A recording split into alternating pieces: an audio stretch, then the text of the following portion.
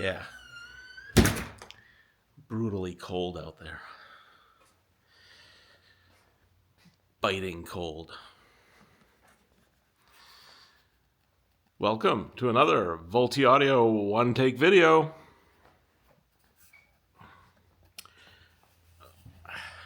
How y'all doing today? Let me get you set up on the tripod. This is the last day of January 2026.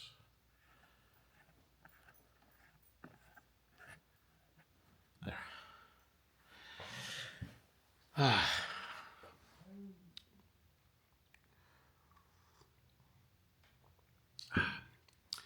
Did you know that the state of health of your teeth and gums is an indicator of how healthy you are inside?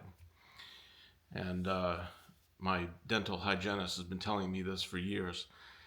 And but it's really interesting for me what's happened over the last year or so. Well, I've been 9 months now doing this since the major change to my diet that has really changed my health for the better. And I've been to two cleanings now since then, and the numbers got better each time. I just went last week, and my numbers were, best ever. And do you guys do this? You go to the hygienist, and they poke the teeth, and you get the numbers. 1, 2, 2, 2, 1, 2, 2, 2, 1. She talks into the computer the whole time she's doing it. Anyway, I just thought I'd share that with you. You get, I know you come here for audio stuff, but geez, if I can just help, really, honestly, it's because I hope I can help just one person think about eating better quality food. It's not about calorie counting. It's not about fat content. It's about quality of food is what it's about. And unfortunately, in this country, we generally eat very low quality food, and it's killing us. All right, I'm really not lecturing, just trying to help. All right, did you know that I have two websites? I don't know if you know this or not. I wanted to make this clear. I have voltiaudio.com, which is for the new Volti Audio speakers, and I also have klipschupgrades.com, that came before Volti Audio. That was for the upgrades that I do for Klipsch K horns and bells, Klipsch Bell speakers, or Bell Klipsch speakers. And but even before klipschupgrades.com, I piggybacked on the back of Design Concepts Company website. I think it was dcchomes.com/Greg's Audio. And Greg's Audio was around just because I was doing a lot of restoration work on K-horns back then. We're going back 20 years ago now, probably more than 20 years ago. And so I just had Greg's Audio for a little while. During that time, I started a newsletter and had a lot of fun with it. It grew organically. By that, what I mean is I didn't sign people up without them knowing. I didn't go out and get lists and try to just put a whole bunch of addresses on the newsletter list. So consequently, I have always had a very high open rate for my newsletters. Typically a typical email newsletter will have maybe a 15 to 20% open rate. And I still enjoy between 60 and 70% open rate. And that's because everybody who gets the newsletter, well, virtually everybody, wants to get it. So it's worked out really well. I have not been too engaged with the newsletter the last, well, certainly since I've been doing the YouTube videos. But even the last year or two, it's been hard for me to find the time to sit down and put a nice one together. And I don't know how much longer I'll keep doing it. It's a resource. there's a lot of people. I have more subscribers for the newsletter than I do for the YouTube channel right now.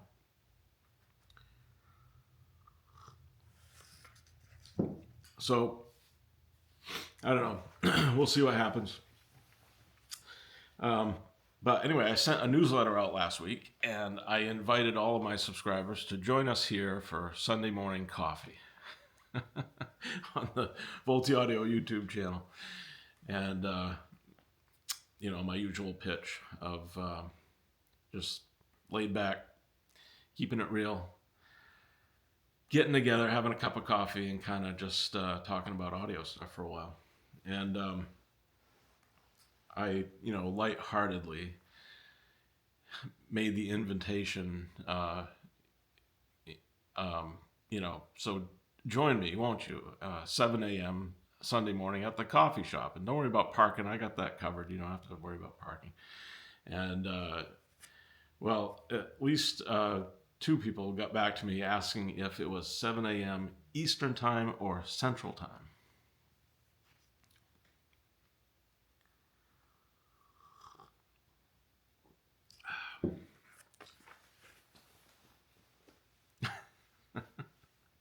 Isn't that great? So, it's 7 a.m. somewhere. So cheers. Last week, I was wrong. It does happen once in a while. I said something to the effect of one frequency reaching your, from the tweeter, what did I say? I said 6,000 hertz will get to your ear at a different time than 20,000 hertz or something like that. And of course, somebody in the comments section gets me all straightened out on that. And I'm reading what the guy's saying. I'm thinking, you know what? He's right. That's completely wrong.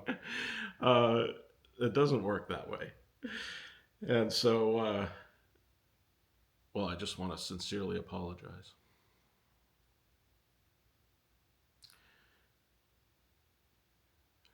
I thought I was having a Gallagher moment, but actually I think I was having a senior moment.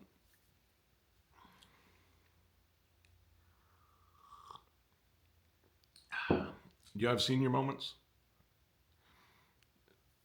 I think I got a lot more of those coming up. What do you think? That's why I have notes. All right.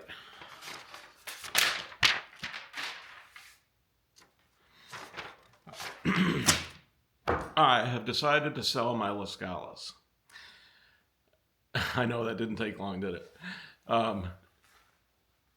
As you know, I bought a pair of AL5. Well, I didn't buy them. I got them in trade. AL5 Scalas. Took them in trade against some of Volty Audio speaker, and had a great time playing around with them and discovering what they're all about. And I shared a lot of that with you in a couple videos. And I thought, I'm going to keep these. It's the value to me would be, and it still is actually, to be able to demo them, to somebody, a Klipsch head, like me, and who thinks that Klipsch speakers are the end all, the best thing ever made, and sit them down in front of a pair of AL5 Scalas on a really nice system, and then hook up a pair of Raz speakers, and watch the look on their face when they hear the difference. And that is valuable. That is something that that's why I decided to keep them. But I did do that. I had a demo. I don't know, 2 weeks ago. Had somebody come here, Klipsch, owner. Sat down, listened to the Scalas. I had them all set up. I've got a very nice system. They sounded really good. And then he helped me to move them out of the way. Not easy to do, but I sort of have a method of putting a block under the back and tipping them back and the cart underneath. Anyway, we got them out of there. Put the Raz in place, get them all situated. He sits down, he's listening, and I'm just back a little bit in another chair listening, and immediately I'm thinking, wow, this is just way better. And he must be able to hear this. And So the song gets over and he looks at me. He says, "Yeah." He says, "From the first note," he says, "you could tell how much better the Raz was." And and he's right. Right from the first note, just the immediately first thing, music starts coming out of the Raz, and it's just so much nicer than the La Scala. Just immediate refinement, the the richness of tone. The music just takes on this richness that the La Scalas lack. And then the obvious thing is the bass. They just put out so much more bass and are so much more um, engaging in the bass than the La Scalas. And so, yeah, the Raz. Listen, you guys, you can listen to what Guttenberg has to say all you want about La Scalas. Um, don't believe it, all right? The Raz mopped the floor with La Scalas. I'm not kidding. But they're big. They take up a lot of space. The boxes for them take up even more, even more space. And so Michael has been Michael, man. He's like every day, like 2 or 3 emails. You got to sell your. Are you going to sell your Lascalas? I really want to buy your Lascalas. Like, Michael, what? There's got to be 100 AL5 Lascalas out there. Why do you have to have my Lascalas? But he just will not leave me alone. I'm kidding, of course. But every once in a while, Michael will send me an email and he'll say, "Hey, have you thought about selling your Lascalas?" And yeah, I am thinking about it. And so he and I came to an agreement. So off they go. And I'm going to gain some square footage. It's been enjoyable having him. I'm looking forward to. I'm thinking, what other Klipsch speaker can I hammer on?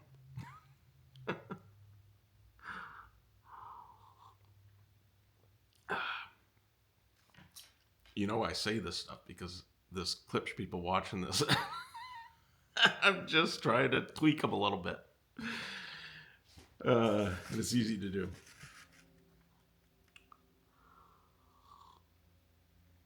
Where do you come up with the names for your speakers? Man, names for speakers. God, I've gotten to the point where at any given hour of any day, I'm thinking about names for speakers. I have a list on the computer. I bet I have 200 or 300 probably names on that list. And yeah, geez, I'm really careful about naming my speakers. I'm also really careful about naming my company name.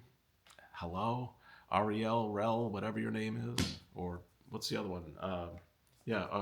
O with a slash through it, audio. That's a good one. Really? O with a slash through it, audio. Oh, it's an O with a slash through it audio speaker. What is going on? What?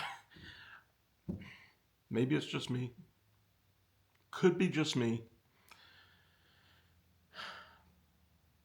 But if you don't put enough thought into how to name your company, how much thought are you putting into the design and build of your speakers?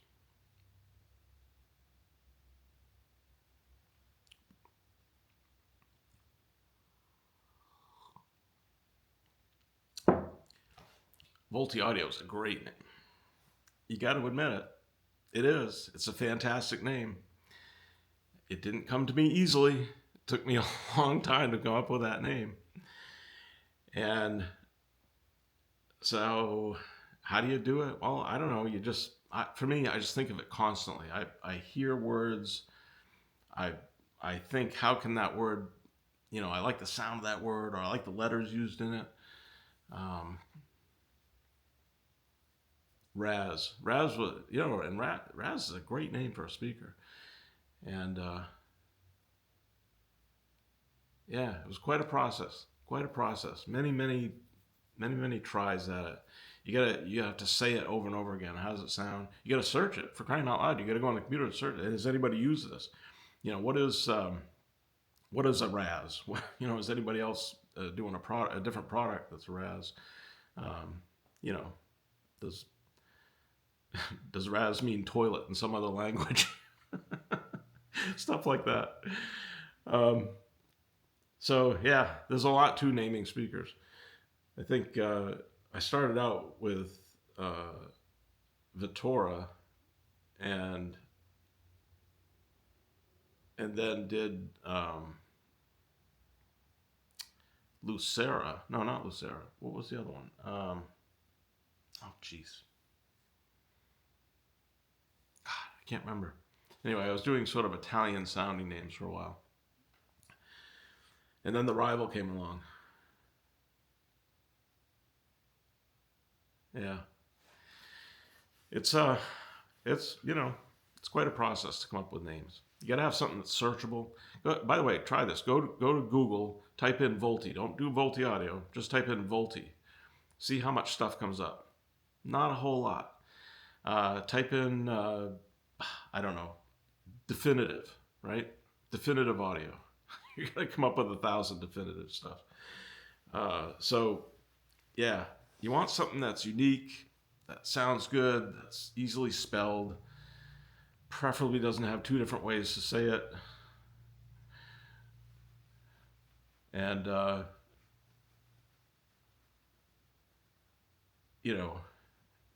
has actual alphabet letters in the name. Oh, man.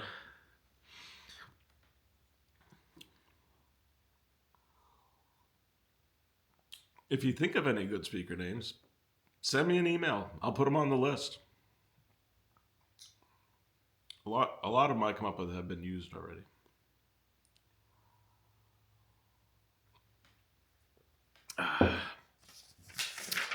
And they come right off the list. Oh man, DSP again. I'm never going to get away from this subject. But somebody came up with something really interesting, got me thinking about it. I talk about DSP as being a mess. Well, the mess really for me comes from the architecture, how it's put together. If you try this, go to, I was going to show you this on the computer, but I was like, I'm not going to do that. Go to Klipsch.com, search out, it's not easy to do, by the way.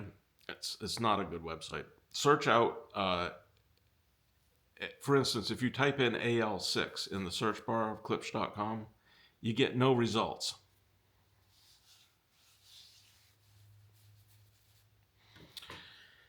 So once you find it, you go to the AL6 Scala page and open up the manual. This is really entertaining. You should do this. And as you get down through, you only get down through the unpacking instructions. Oh, and the setup, which looks quite good to me, actually. Their setup instructions. Then the next page down, they start getting into connections. And just think about, as you get to just that first page, think to yourself, yeah, I'm sure all of the Scala owners that are unpacking their little Scalas and setting up are connecting these just the right way.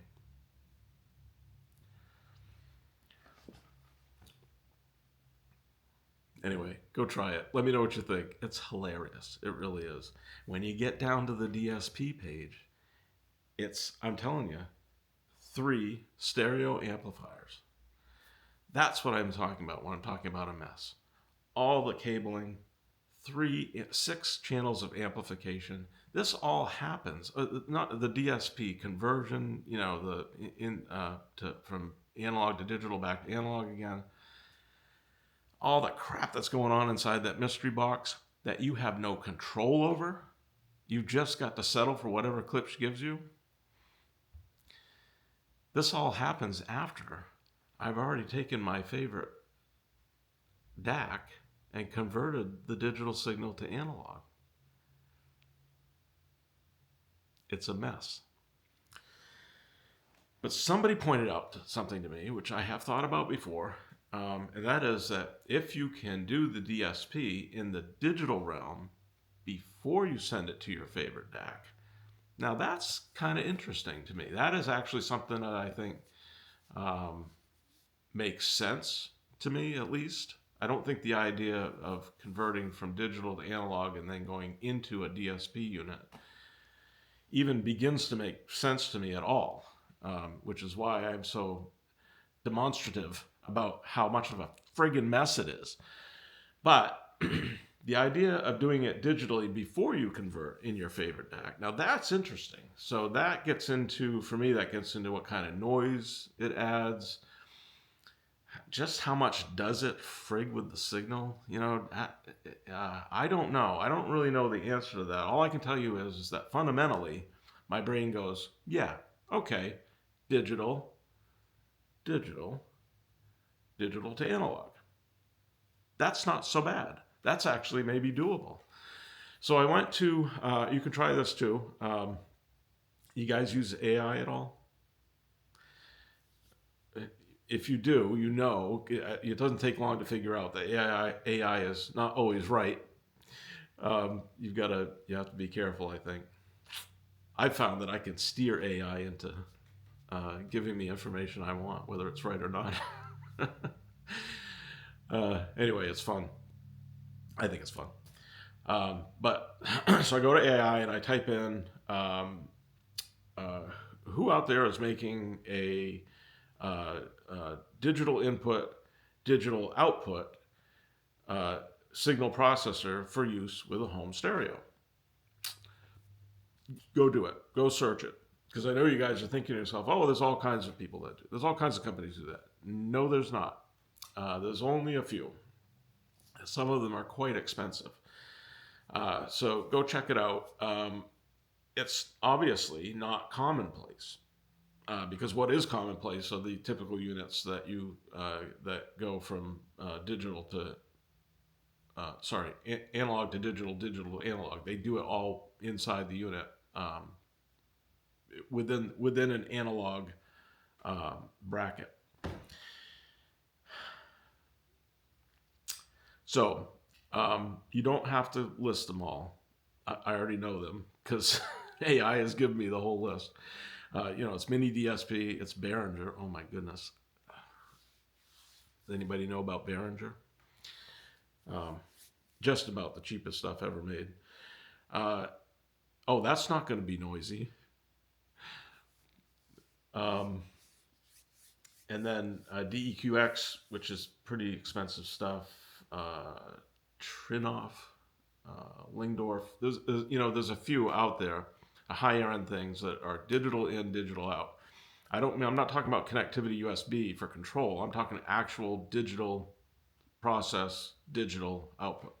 Not that many out there. I think this is interesting. That my Weem Ultra, apparently, I haven't tried it yet, has DSP built in. Now there's a way to try it right there. I've already got it in this $329 unit that I use as a music streamer. So someday, if I have time, when I have time, I will try to sit down and play with the DSP in the Weem Ultra.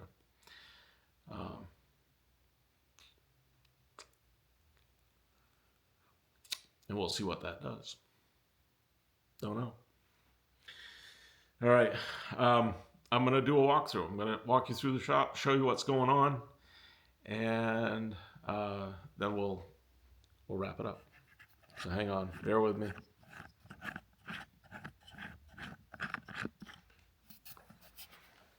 All right. Let me turn this thing around.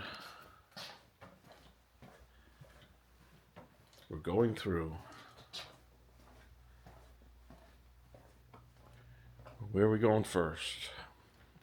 Paint room. Ah, yes. I am working on the Vittora parts. Cocobolo.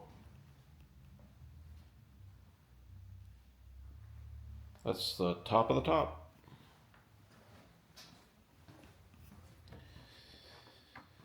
All right, I have to show off Jeremy's work. He's been so busy. He has been building crossovers, and they're on that top shelf up there.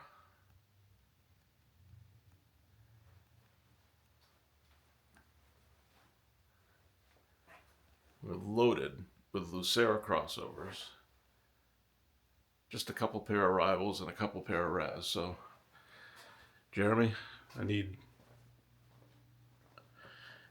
more rivals. All right, here we go.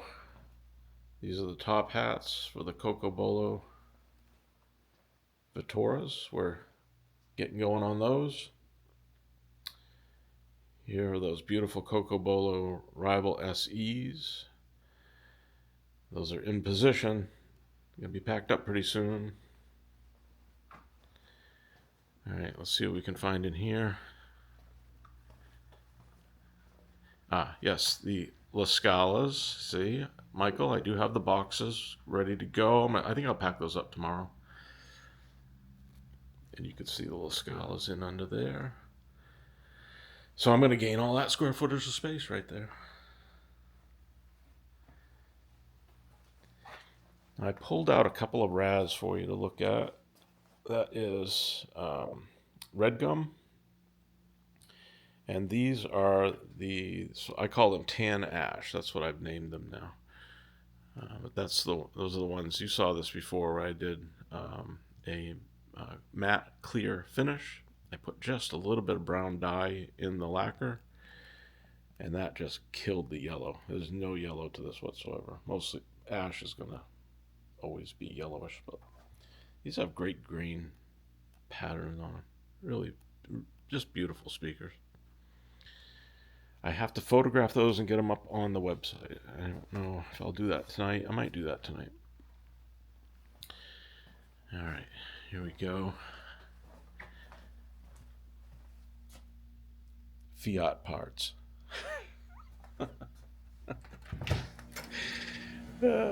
Anybody who has a Fiat has a box of parts like that. Wow, it's cold out here. Man.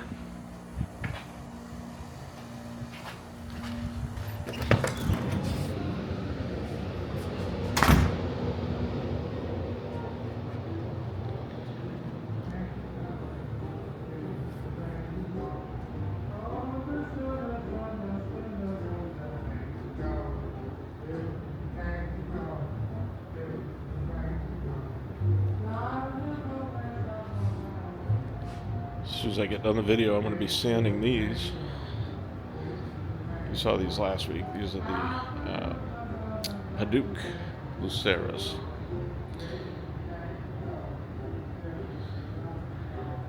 What do you think? I think we're going to have some Raz in stock. What do you think? And figured walnut rivals.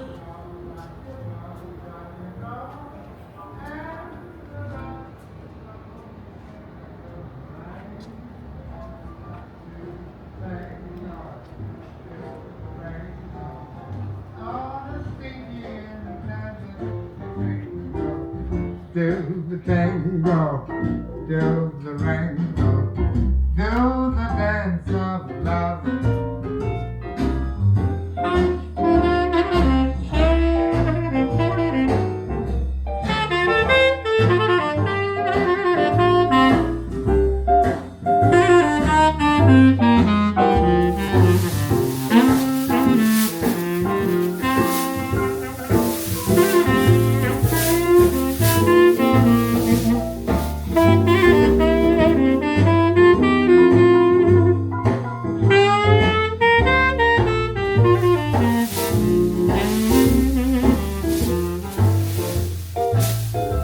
Drop your draws, drop your draws, drop your draws. Pull 'em off, pull 'em off, pull 'em off. Drop your draws, drop your draws, drop your draws. All the tender fight that follows in the on. Do the tango, do the flango. Hasta moco de la hala of the mango. Do the tango, do the tango. Hasta moco do, but I'm with you. Tango,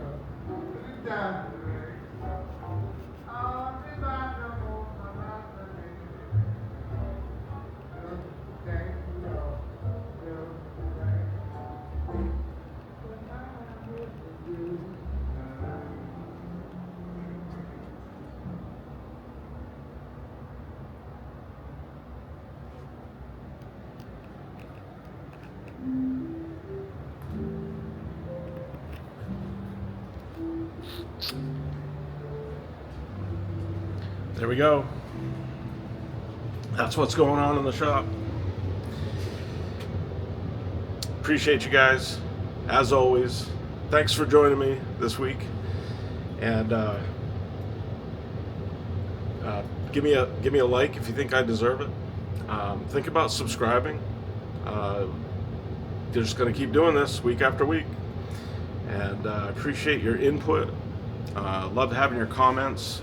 Send me emails. Always open to suggestions. Hope you have a good week. Trust your ears. Have fun. Catch you on the next one.